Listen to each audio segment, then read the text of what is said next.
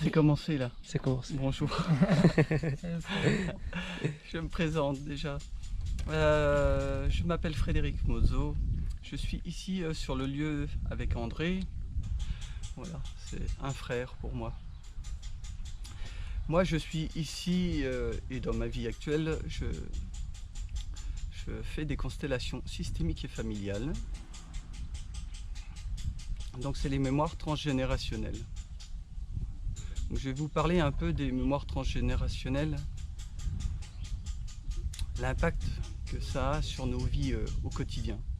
Voilà. Souvent nous sommes bloqués, nous sommes figés dans des situations et très souvent c'est en lien avec toutes ces mémoires, les mémoires de nos ancêtres. Ce sont des mémoires qui ont été très souvent mal vécues. Je parle des mémoires qui nous impactent, hein, celles qui nous empêchent d'avancer sereinement et d'être en paix.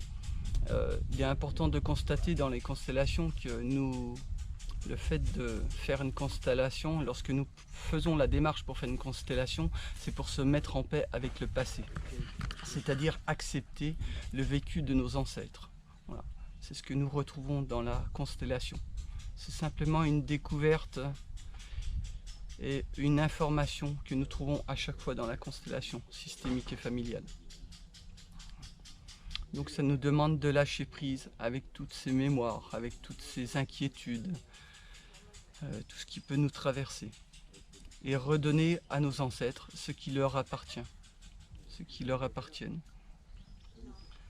Et ainsi, lorsque nous transmettons, nous donnons justement toutes ces mémoires, nous leur redonnons ce qui leur appartient, nous nous libérons tout simplement. Et nous pouvons avancer et regarder devant plus aisément. Voilà l'impact des mémoires familiales.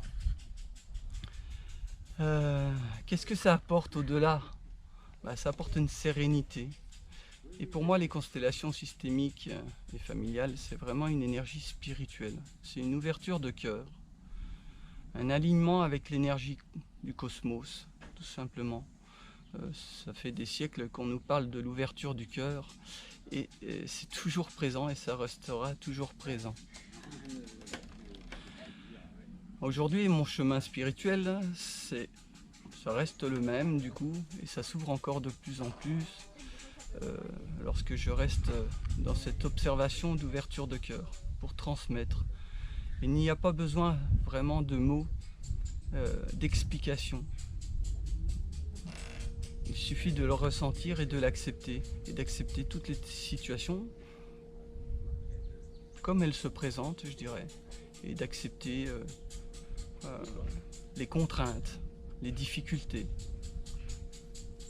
et les joies bien sûr qui se présentent, mais très souvent c'est en lien avec les contraintes et les difficultés.